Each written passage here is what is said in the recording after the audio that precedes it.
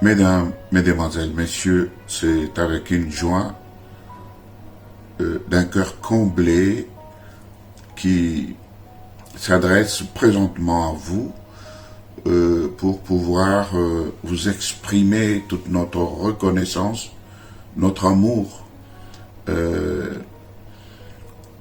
pour votre fidélité à cette tranche de partage que nous avons nommée étude biblique,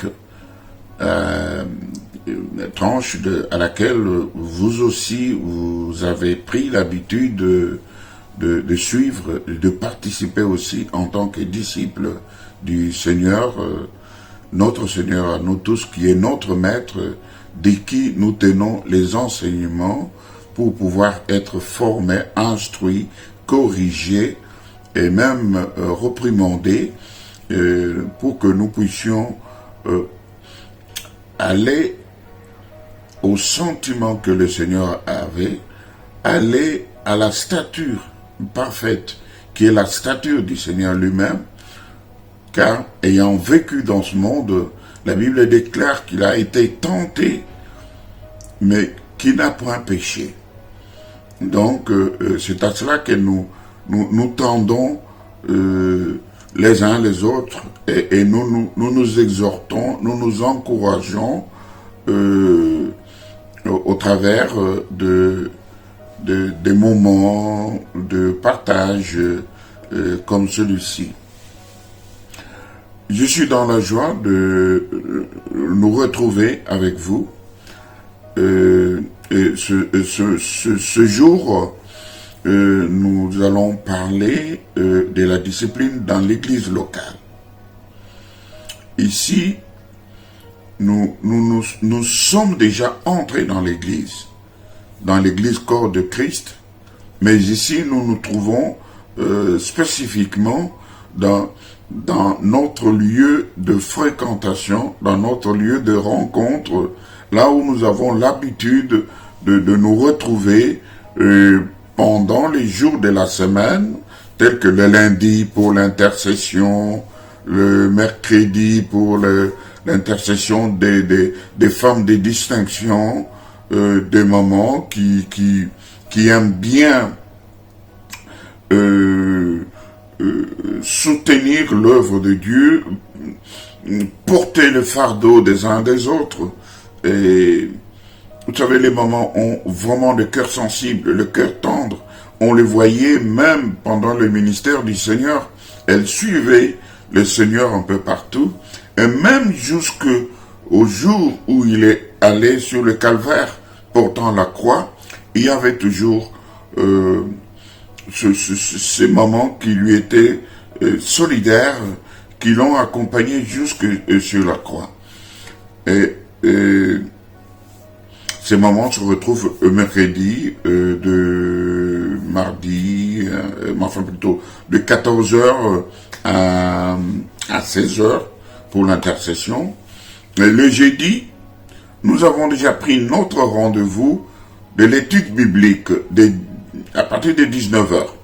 Donc, ne manquez pas à ce rendez-vous. Nous nous sommes convenus que tous les jeudis, nous nous rencontrerons pour pouvoir nous constituer en disciples du Seigneur pour apprendre de lui au cours de l'étude biblique, comme c'est le cas pour l'instant.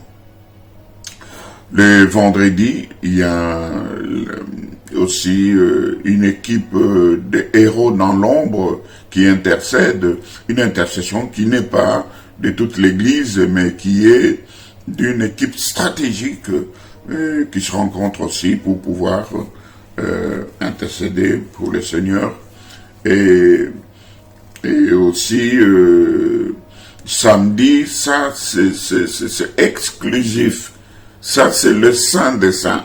Ceux qui entrent en présence du Seigneur pour pouvoir prier et préparer notamment le culte des dimanches, soutenir l'œuvre de Dieu, soutenir l'homme de Dieu, le recommander dans la prière. Et c'est bien aimé, c'est une équipe de choc, des commandos du Seigneur, je les appelle ainsi. Donc, et voilà, ils accomplissent une bonne œuvre, que Dieu les bénisse chaque fois qu'ils le font. Mais je crois que maintenant, à cause des mesures barrières, à cause du Covid, nous avons un peu modifié nos rencontres de la semaine. Comme l'étude biblique, maintenant nous sommes limités dans un premier temps de faire notre étude sur au travers de nos émissions comme celle-ci. Bien. Aujourd'hui, je disais que nous allons voir ce qui concerne la discipline dans l'église locale. Là, nous sommes déjà dans l'église locale. Nous sommes déjà convertis.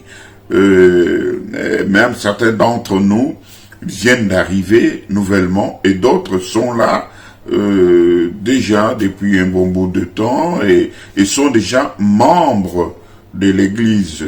Donc ceux qui sont membres, c'est-à-dire des personnes qui sont assidues au temple, des personnes qui donnent leurs dîmes, leurs offrandes, les actions des grâces pour soutenir l'œuvre de Dieu et en reconnaissance de leur amour pour tout ce que Dieu a fait pour eux et reconnaissant aussi être des intendants, c'est-à-dire des gardiens des dons des richesses que Dieu leur a données. Ils les gèrent premièrement pour la gloire de Dieu et ils viennent en rendre aussi compte au Seigneur.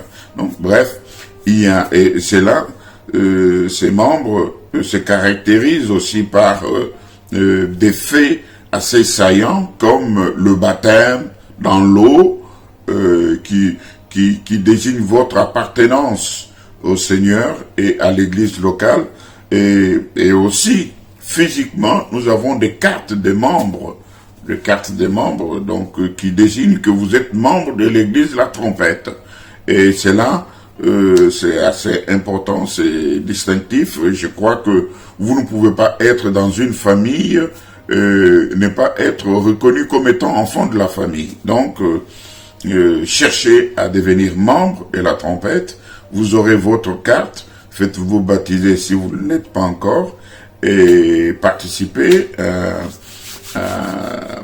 à toutes les actions, les activités au sein de l'église La Trompette pour prouver votre appartenance et beaucoup plus le soutien de l'œuvre de Dieu au travers de tout ce que vous pouvez apporter, que ce soit en espèces, en matériel, au travers des dons de toute nature. Bien. Et dans l'église locale, ce que nous devons retenir, c'est que l'église locale, nous y allons souvent pour adorer Dieu, pour écouter les enseignements, les prédications de notre pasteur, pour aller communier à la Sainte Seine, et puis la rencontre avec tout le peuple de Dieu, les enfants de Dieu. Cela s'appelle aussi une communion fraternelle, avoir une sainte habitude de nous rencontrer ensemble, de partager la joie, de louer Dieu, de sauter. Et là aussi, il y a des promesses de Dieu qui déclarent que là où 2 ou 3 sont réunis, en mon nom, Dieu est présent. Et là, il vient, il déverse plutôt de bénédictions en abondance. C'est-à-dire que vous en recevez pas moins, mais en abondance, au-delà de vos attentes, au-delà même de vos demandes, parce que Dieu les amène en abondance. C'est-à-dire qu'il vous donne d'une manière inattendue, donc au-delà de vos besoins. Vous voyez, quand les bénédictions sont déversées en abondance, c'est-à-dire que vous ressortez de là, comblés, ou même, comment dirais-je, être sous le poids des bénédictions tellement elles sont abondantes. Donc, je disais, l'église locale, c'est aussi un lieu de prière. Nous y allons pour prier et surtout pour être formé. Parce que un bon disciple doit suivre une formation pour que il soit dans l'esprit, dans le souci, dans la ligne de conduite que le maître a tracée et trouve utile et bonne pour la bonne croissance spirituelle et pour une vie chrétienne normale. Et l'église locale, il disait, c'est aussi un endroit où règne l'ordre et la discipline. Et c'est ça ce qui est le sujet de notre partage aujourd'hui. Donc, nous avons dit que nous y allons pour adorer Dieu. Je ne veux pas me répéter, mais beaucoup plus, l'église locale est également un endroit où règne l'ordre et la discipline. Et l'enseignement biblique au sujet de la discipline va de la discipline personnelle à la discipline dans l'Église. Et donc, par là, nous voyons qu'une personne doit avoir une ligne de marche. C'est là par rapport à lui-même et par rapport à son entourage, à ses semblables, à son milieu, que ça peut être un milieu professionnel, ça peut être le milieu familial, ça peut être le milieu où l'on vit, dans le bâtiment, sur le palier, dans la ville, partout où les gens ont coutume de vous voir. Donc, vous devez, comme le monde nous l'a toujours dit, que vos droits s'arrêtent là où les droits des autres commencent. Donc, vous n'allez pas avoir des droits jusqu'à empiéter ceux de vos semblables ou ceux de vos prochains. Donc, voilà, donc c'est ainsi que nous voulons pour cela lire notre première lecture dans le premier livre de Samuel, au chapitre 2, verset 22 plutôt, au verset 22 à verset 24. Donc,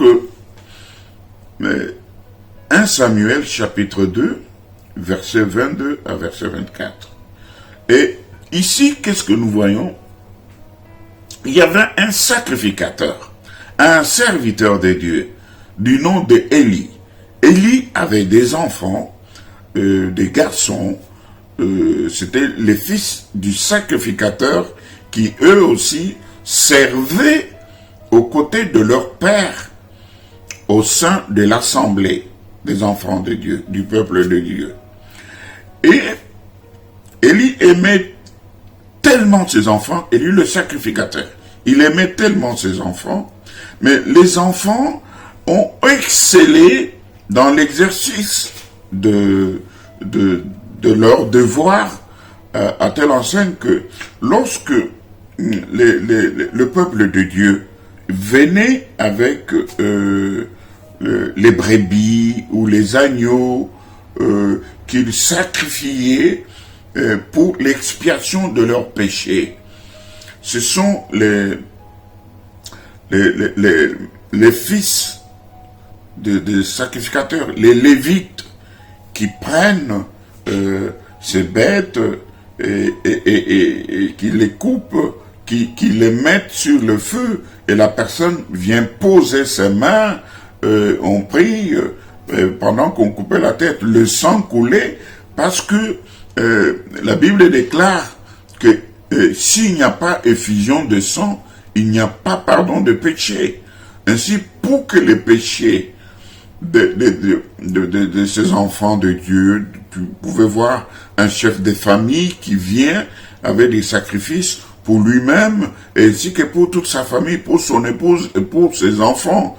Il sacrifiait ainsi des bêtes pour le pardon de leurs péchés. Et alors, ce sont les Lévites qui aidaient la personne à pouvoir amener sa bête à sacrifier et à la tuer, et la personne participait à cela, surtout par la pose des mains lors du sacrifice, pour que le sang qui coulait puisse expier, donc effacer les péchés. En ce moment-là, les péchés, la Bible déclare que les péchés étaient couverts, parce que c'est le Seigneur, lui, qui est venu avec le pouvoir, le seul avec le pouvoir de pouvoir ôter le péché, selon que Jean-Baptiste a déclaré que voici l'agneau de Dieu qui ôte le péché du monde. Donc, le péché était couvert à cette époque-là. Mais, lorsque le Seigneur est venu, il est le seul qui avait la capacité d'ôter le péché, d'enlever le péché, de l'effacer complètement, d'enlever le sentiment de culpabilité et de ne plus donner l'occasion à celui qui était affranchi, à celui qui était délivré, de pouvoir pécher encore. C'est pourquoi la Bible déclare qu'il n'y a plus d'offrande pour le péché. C'est-à-dire que celui que le Seigneur a franchissé, délivré, le Seigneur ne lui donnait plus l'occasion de pécher. C'est-à-dire qu'il devenait dur, résistant. Il n'était plus malléable, il n'est plus faible. Ce n'est plus une personne qui tombe à tout bout des chemins, mais c'est une personne qui tient fermement, sachant qu'il est posé sur le Saint-Esprit, qui lui permet de se rendre compte de ce qui est bien à faire et de ce qui est mal qu'il faut repousser et rejeter ou même fuir. Voilà, c'est ainsi que Élie, le sacrificateur, avec ses enfants, il s'était passé quelque chose dans l'église où les enfants avaient exagéré. Ils se comportaient mal aux yeux du peuple de Dieu. Ils voyaient les femmes qui venaient à l'église, ils prenaient ces femmes et couchaient avec eux pendant que la loi interdisait la débauche, l'adultère, l'impudicité. Et lorsque il y avait des grandes marmites, là où on préparait la viande de la bête qui était sacrifiée, il y avait des fourchettes à 3 dents, et il venait, il mettait la fourchette dans la marmite, et il tirait dessus avec des morceaux de viande, de chair, qu'il mangeait. Or, en principe, lorsque la bête était sacrifiée, il y avait des parties, comme l'épaule, comme le cou, qui étaient réservées au sacrificateur, que personne d'autre ne pouvait toucher. Lorsque le moment viendra, nous parlerons de pourquoi l'épaule, parce que l'épaule, c'est là où repose la domination. C'est ainsi que le Seigneur, lorsque on lui imposa de porter la croix, il la posa sur l'épaule. Il ne l'a pas posée sur la tête. Et il ne l'a pas traîné par les bras, mais il l'a posée sur l'épaule, parce que sur l'épaule, c'est là où repose la domination. Et c'est ainsi que, vous voyez même dans l'armée, les grades des officiers, c'est souvent sur l'épaule pour montrer le sens de responsabilité, l'élévation en grade, en dignité. Et c'est par les épaules que cela est désigné. Donc bref, on pourra parler de cela un autre jour. Et ses fils d'Élie, le sacrificateur, se méconduisaient. Et leur papa, il leur disait, mais mes enfants, ce que vous faites n'est pas bien. Vous êtes en train d'outrager le peuple de Dieu. Vous vous méconduisez. Cela n'est pas bon. vous voyez que Élie, le sacrificateur, plein d'amour pour ses enfants, il leur parlait avec un ton paternel, les suppliant presque. Or, qu'est-ce qu'il aurait dû faire dans ce cas? Élie aurait dû prendre des mesures draconiennes, châtier ses enfants, les punir sévèrement, au vu et au su de tout le peuple.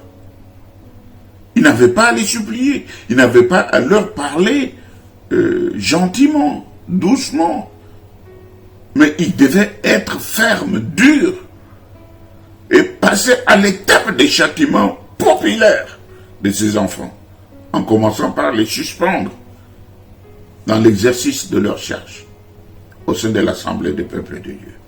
Et nous voyons aussi dans 1 Corinthiens chapitre 5, versets 1 à 8, l'apôtre Paul qui exerce qui exhorte les Corinthiens, il dit: nous avons vu une méconduite au milieu de vous, et pourtant vous êtes des chrétiens. Quand Paul parle aux Corinthiens, c'est pas seulement les habitants de Corinthe, de la ville de Corinthe, mais ici il parlait aux assemblées des enfants de Dieu, que lui-même avait converti par son évangile.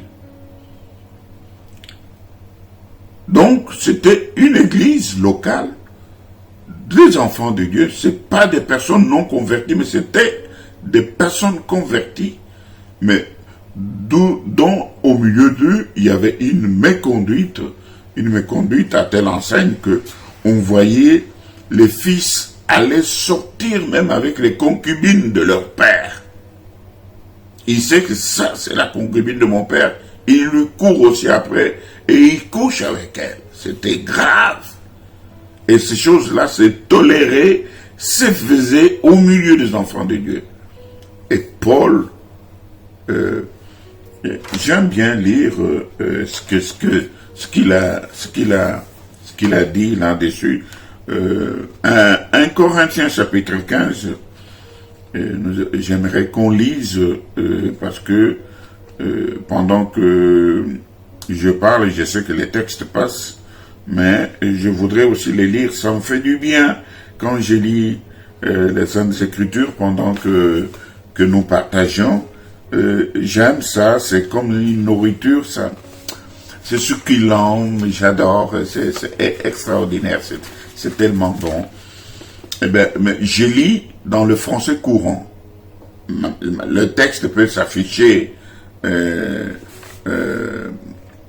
selon la version de Louis II, la première traduction qui est selon les textes hébreux et grecs, mais ici je lis dans le français courant. Je lis à partir du premier verset du chapitre 5, le 1 Corinthiens, le premier épître de Paul aux Corinthiens.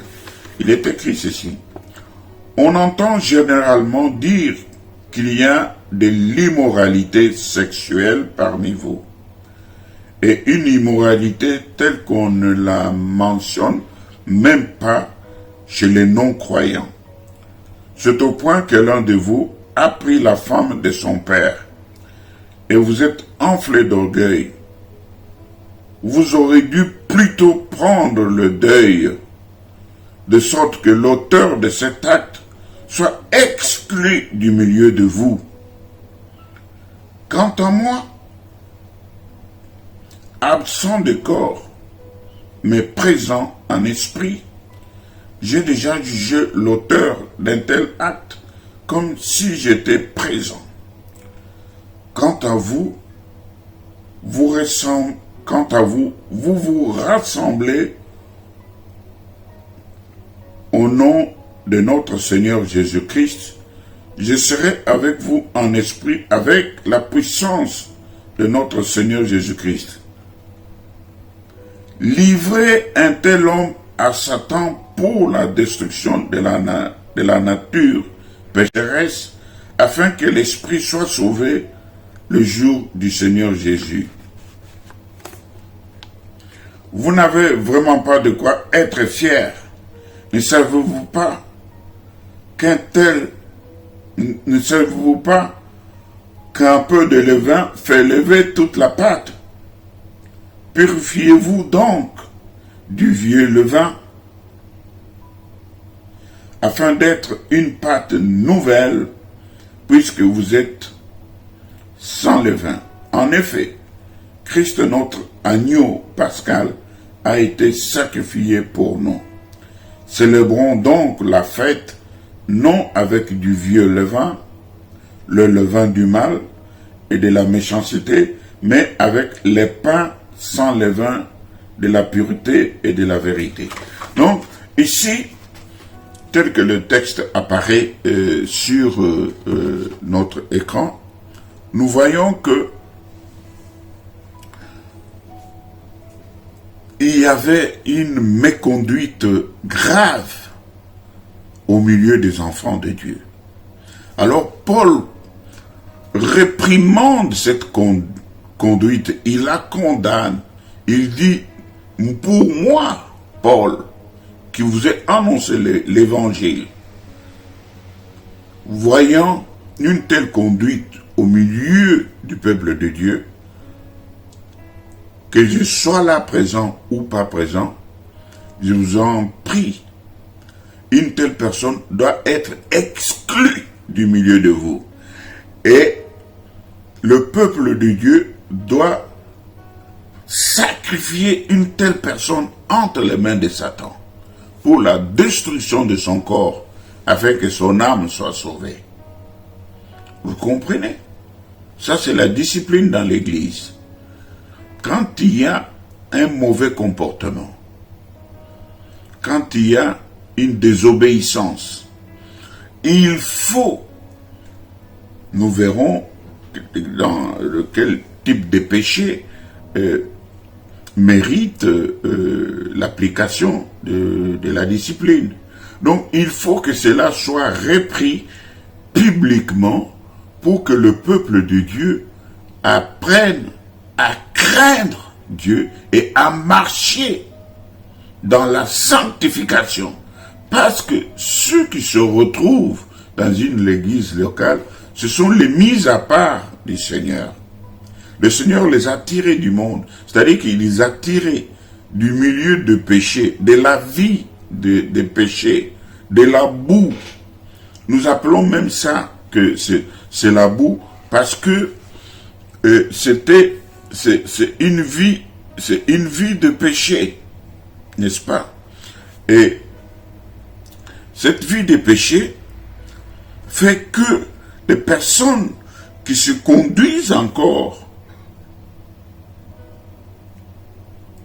en accomplissant avec aisance des péchés sans en avoir le scrupule, la condamnation. Donc ces personnes sont même pires que les non-convertis, que les non-croyants. Parce que les non-croyants, ils le font dans le temps d'ignorance. Et quand le Seigneur vient pardonner, la Bible déclare que le Seigneur ne tient pas compte des temps d'ignorance. Mais dès que vous avez la connaissance de la vérité et que vous continuez à pécher, là, vous ne devez vous attendre qu'à un jugement. Et le jugement commence dans la maison de Dieu.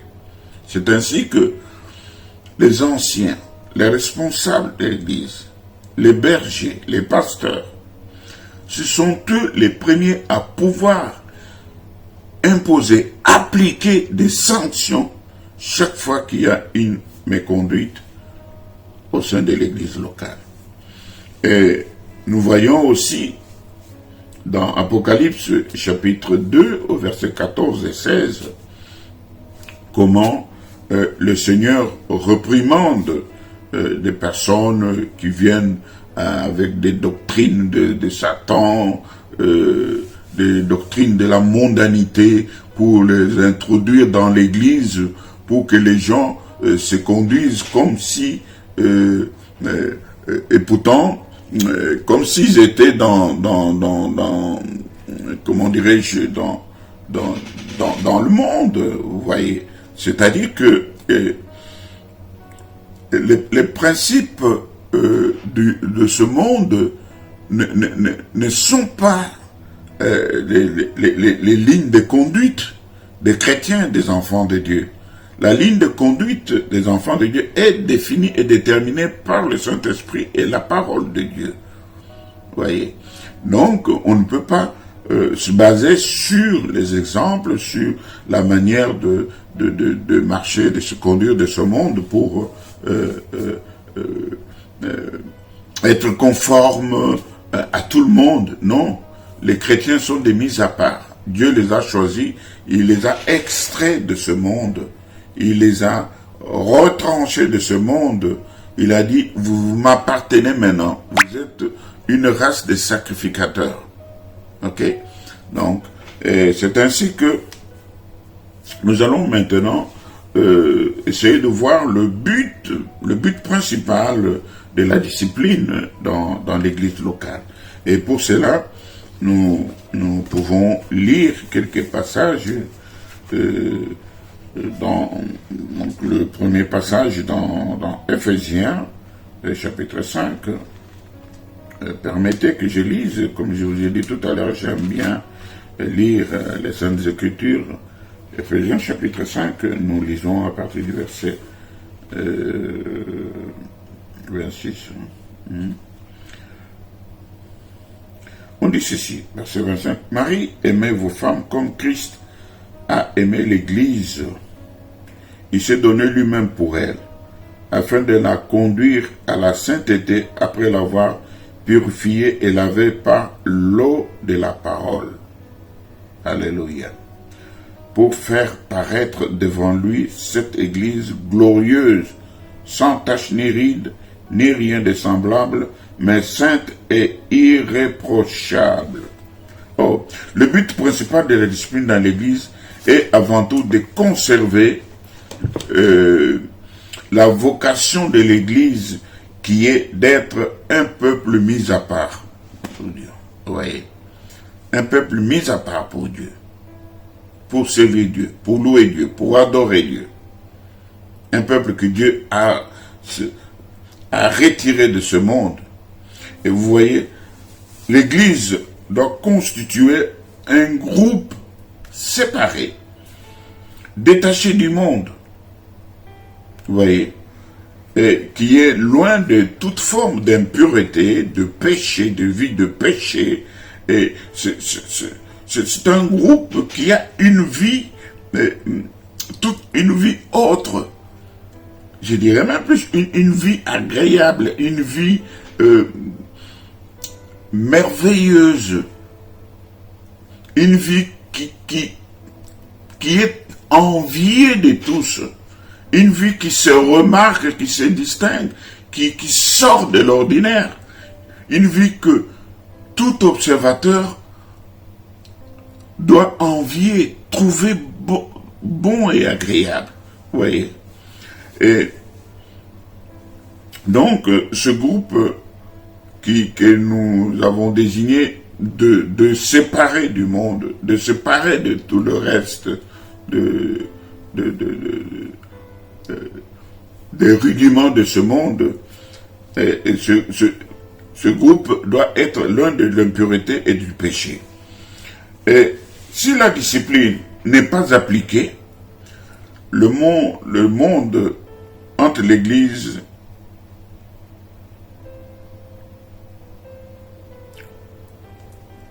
qu'est-ce que je voulais dire? C'est-à-dire que si la discipline n'est pas appliquée, l'Église tend ou glisse vers le monde. Vous voyez? Et le monde va se confondre à l'Église. On ne saura plus déterminer les frontières qui sont entre le monde et l'Église. Les frontières sont en ce moment-là effacées complètement. Et l'Église n'est plus une Église, mais elle devient comme toutes sortes d'associations que nous voyons un peu partout, où les gens peuvent se regrouper, des associations sportives, des associations de danse, des associations peut-être des élèves de telle promotion, d'une telle école, d'une telle province. Donc, vous voyez souvent, lorsque nous lisons même les journaux, nous voyons parfois des photos des élèves ou des étudiants d'une certaine école, d'une certaine promotion. Et aujourd'hui, il y en a qui ne sont plus, d'autres, c'est des grandes personnes, des vieillards, mais on le voit quand ils étaient jeunes. Parmi eux, on peut trouver nos présidents de la République, des ministres, des grands généraux.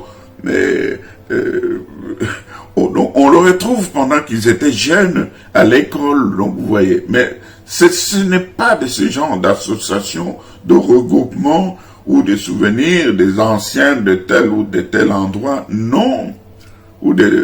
Mais l'Église, c'est des saints, c'est des mises à part du Seigneur. Donc, il faut qu'il y ait des frontières nettes établies entre ceux qui fréquentent l'Église et ceux qui ne fréquentent pas l'Église. Donc le but principal, disais-je, est que ceux qui sont enfants de Dieu, nés de nouveau, ceux qui sont scellés du Saint-Esprit, et même ceux qui ont déjà reçu leur baptême, il faut que ceux-là puissent être un peuple mis à part. Vous voyez, c'est ça le premier but, comment dirais-je, de la discipline, est d'éviter que le monde entre dans l'Église et que l'Église glisse vers le monde. Donc, il faut qu'il y ait cette séparation claire et nette. Donc, que signifie alors la discipline? Donc, la discipline, c'est élever ou instruire quelqu'un en l'enseignant, en l'instruisant, en l'encourageant, et cela peut inclure aussi une correction par la parole, par les réprimandes, par les exhortations, et même par le châtiment. Je vais même plus loin, par le châtiment physique. Vous voyez? Et pour cela, nous pouvons lire dans Luc, chapitre 23, verset 16 verset 16, Luc, chapitre 23. Comme j'aime bien lire, je vais lire encore. Parce que la parole, c'est mon amour. Je l'aime beaucoup. Chapitre 23, et nous lisons au verset 16. Il est écrit ceci.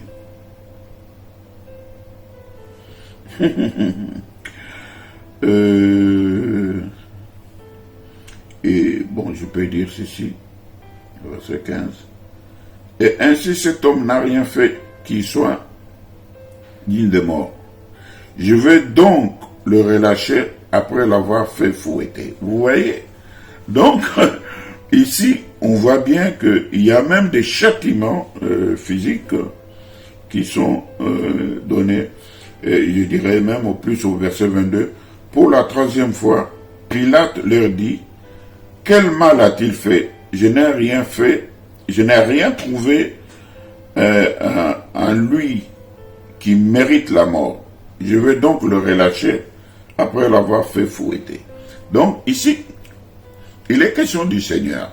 Lorsqu'il fut devant Pilate, essayant de se justifier devant le peuple qui réclamait à corps et à cri la mort du Seigneur, il disait, mais cet homme, moi je l'ai écouté, en prenant sa défense, je ne vois rien de mal qu'il ait fait pour qu'il mérite la mort telle que vous la réclamez. Moi, j'estime qu'il est mieux que je le fasse fouetter et que je le relâche. Vous voyez? Donc, on peut aller jusque, comment dirais-je, à un châtiment physique. Nous pouvons le lire dans Actes chapitre 7, pendant que je parle, ça va circuler parce que nous devons avancer dans 1 Corinthiens chapitre 11, verset 32, et 2 Timothée chapitre 2, verset 25. Tout ça, c'est bon à lire pour que nous puissions comprendre que la discipline, sa signification implique aussi des châtiments, même jusqu'à des châtiments physiques. Et ça, c'est le premier aspect qui consiste à apporter un enseignement à quelqu'un, à l'instruire, à l'encourager, et cela par la parole de Dieu, par des réprimandes, par l'exhortation et même par des châtiments physiques. Donc, c'est pourquoi à ce point, on doit être très sévère quand il y a des enfants de Dieu qui se méconduisent, que ce soit à tout âge, quel que soit leur rang social dans l'Église, même s'ils ont des charges ou des responsabilités, même s'ils sont nos propres enfants, comme le furent les enfants du sacrificateur Élie, nous devons aussi les châtier d'une façon spectaculaire au sein de l'Église. Et puis, nous pouvons voir aussi un aspect qui implique la discipline, c'est de pouvoir exhorter, pousser ou inciter quelqu'un à poursuivre une bonne ligne de conduite. Vous voyez? Donc, c'est se tenir à côté de quelqu'un pour l'encourager, pour le réconforter et pour le guider. Vous voyez? Et il y a à ce propos, nous pouvons lire dans Romains chapitre 12, le verset 1er. Nous pouvons lire aussi dans Actes chapitre 11, verset 23. Actes chapitre 14, verset 22. Et Hébreux chapitre 3, verset 13. Je donne ainsi pour que nous arrivions à condenser quelque chose dans les 10 minutes qui nous restent. Donc, la discipline dans l'église locale consiste aussi à avertir d'une manière paternelle. Et enfin, à convaincre, à réfuter et à réprimander, même à blâmer. Et il y a à ce propos beaucoup de passages dans les Saintes Écritures que nous pouvons lire. Comment avertir d'une manière paternelle? Lisons dans Actes chapitre 20, verset 31. Et nous pouvons aussi lire dans 1 Corinthiens, chapitre 4, verset 14. Donc, vous voyez, toutes ces écritures sont aussi merveilleuses et même précieuses pour pouvoir nous apprendre quelle attitude, quelle conduite et comment nous comporter, tant les responsables dans l'église locale que le reste du peuple de Dieu. Et ces recommandations concernent tout le monde à tous les niveaux. Et la discipline consiste à convaincre, à refuter, à réprimander ou même à blâmer. Matthieu 18, verset 15. Lisons un peu cela. Il y a beaucoup de bons versets que nous pourrions lire. Écoutez ce que la Bible déclare ici.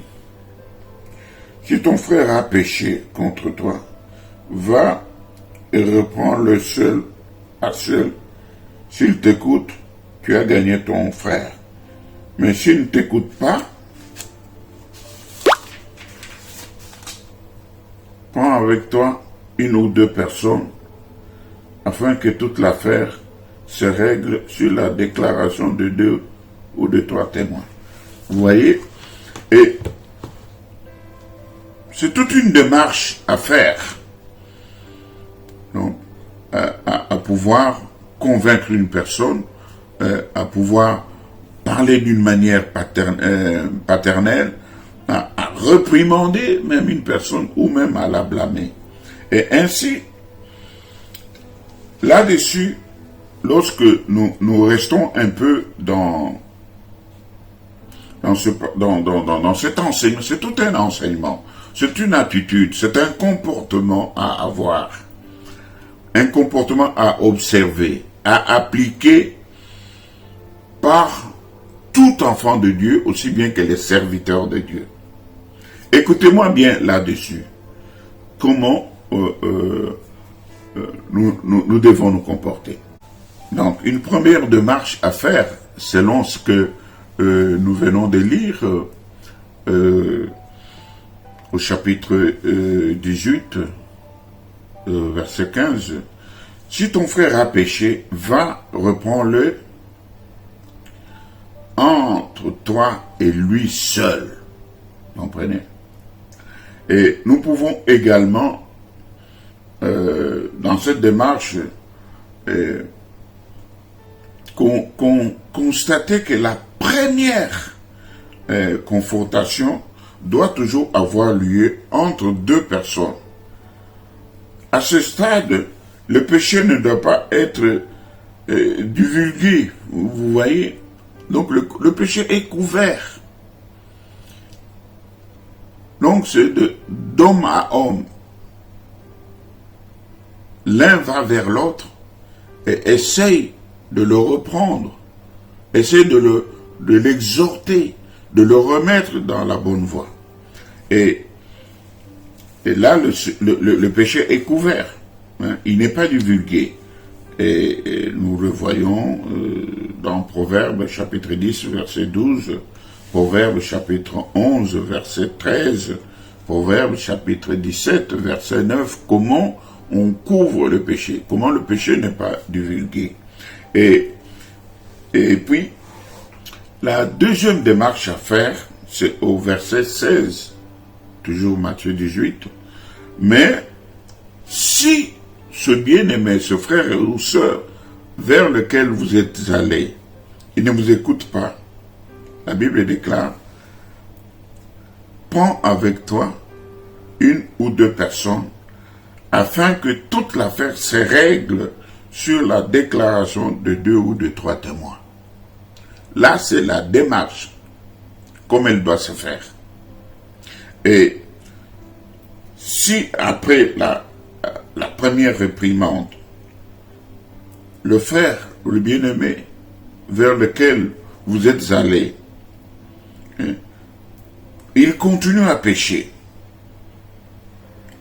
et une deuxième confrontation devra avoir lieu, dans ce cas, avec une intervention d'une deuxième personne plus expérimentée et plus avancée dans la foi. Ça, c'est la deuxième démarche à faire. Et la troisième démarche à faire dans ce cas, maintenant, c'est laquelle? C'est-à-dire qu'au verset 17, nous voyons que cette personne, ce bien-aimé, si il refuse de vous écouter,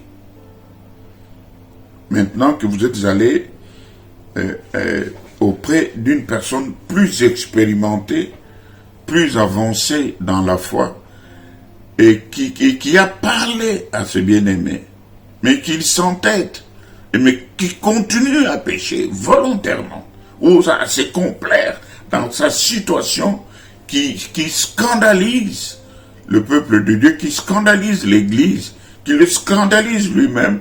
Il n'a pas de vergogne, il n'a pas de honte à cela. Mais il continue à se conduire de la sorte. Il foule la grâce de Dieu aux pieds. Il foule même l'autorité établie dans l'Église. Parce que nous verrons aussi l'ordre, la hiérarchie établie dans le service dans l'Église locale. Nous allons voir ça prochainement. Alors, s'il refuse de les écouter, dans ce cas-là, la troisième étape, vous allez le dire à l'Église. Alors, si le bien-aimé résiste toujours et persiste dans son péché, malgré toutes ces confrontations qui ont eu lieu, les dirigeants doivent mettre le cas devant l'Assemblée et demander à ses membres de plaider avec le coupable afin qu'il se repente. Alors, une dernière démarche que je considère comme une quatrième démarche, mais qui est principale, qui est la principale, c'est que s'il refuse d'écouter l'Église, alors là, il faut que toi tu le considères comme un païen. Que tu considères ce frère comme un païen. Et si la personne refusait d'écouter l'appel à la repentance que toute l'Assemblée lui adresse, elle doit être reprimandée publiquement et elle doit être exclue de l'Assemblée. Est-ce que vous entendez? Il ne faut pas que les responsables de l'Église négligent cet aspect des choses. Il ne faut pas qu'ils soient compatissants. Ce n'est pas vous qui êtes morts pour les pécheurs, c'est Christ. Donc, ne pensez pas que votre pitié à vous peut suffire pour sauver une âme. Vous comprenez? Donc, vous n'allez pas sacrifier le reste des brebis à cause d'un seul pécheur, qui qu'il soit, et quoi qu'il représente pour la communauté tout entière. Parce qu'il y en a qui, parce qu'ils soutiennent l'œuvre, ils se voient au-dessus de la mêlée, ils se voient intouchables, ils se disent que si après moi c'est le déluge, alors on ne me touchera pas, je peux faire ce que je veux, parce que sans moi, l'Église s'effondrera. Si l'Église est du Seigneur, le Seigneur pourvoira toujours. Il suscitera toujours des grosses baleines, des gros poissons dans lesquels on trouvera de la monnaie pour payer à César ce qui est à César et à Dieu ce qui est à Dieu. Et nous pouvons lire dans 1 Timothée chapitre 5 verset 20 ou dans Tite chapitre 3 de 10 à 11. J'aime bien ce passage de Tite. Nous pouvons le lire ensemble, il passe. Donc, alors, que dire maintenant? Lorsque la personne a été exclue de l'Église, selon 1 Corinthiens chapitre 5 verset 11, il ne faut pas avoir des relations avec une telle personne qui a refusé de donner suite à l'appel de toute l'Église. Donc, relation coupée. Même si cette personne est un frère ou une sœur. L'exclusion de l'Église est la punition qu'inflige l'Assemblée. Tous les membres doivent respecter les mesures disciplinaires que l'Assemblée a prises. Si les croyants entretiennent la communion fraternelle avec le coupable, il aura l'impression que son péché n'est pas si grave. Par conséquent, les contacts avec ce croyant qui est sous discipline devraient se limiter au strict nécessaire et seulement dans le but de les gagner pour le Seigneur. Sinon, aucun contact. La Bible déclare qu'il faut qu'il éprouve de la honte. On l'obligera à fréquenter l'Église pour l'obéissance et la soumission à l'ordre dans l'Église et au Saint-Esprit, pour qu'on puisse constater vraiment la vraie repentance. Et quand il y a la repentance, il y a les œuvres de la repentance qui s'en suivent aussi. Mais si cela n'est pas remarqué ou constaté, dans ce cas, il faut carrément couper tout contact. Et si la personne qui a été disciplinée se repent, l'Église et les anciens doivent de nouveau accueillir ce frère et le rétablir comme membre dans l'Assemblée. Le but de la correction n'est pas la destruction de la personne, mais son rétablissement. Ce rétablissement doit se faire publiquement, comme l'exclusion l'avait été aussi. Donc c'est ça la bonne démarche que l'Église doit appliquer pour conserver la discipline dans l'Église locale. Que le Seigneur vous bénisse. Nous vous invitons tous à pouvoir nous rencontrer le jeudi prochain à 19h pour une nouvelle étude biblique sur un sujet tel que la hiérarchie, l'ordre établi par Dieu dans une église locale. Je crois que cela est très très important et nécessaire, que le Seigneur vous fortifie pour que vous soyez véritablement des saints dans l'église locale. Vous savez, la sanctification, la sainteté donne la puissance à l'église. La Bible déclare que c'est là où le Seigneur déverse des bénédictions en abondance et où il se réalise aussi des merveilles, des délivrances, des miracles, du surnaturel à cause de la sanctification qui vit le peuple de Dieu. Le Seigneur vient bientôt. Il faut que le péché soit retiré du milieu de nous et que nous vivions pleinement et au quotidien la sanctification. Que l'Esprit Saint du Seigneur vous fortifie, le corps, l'esprit et l'âme, c'est-à-dire l'être tout entier, au nom de Jésus-Christ. Amen.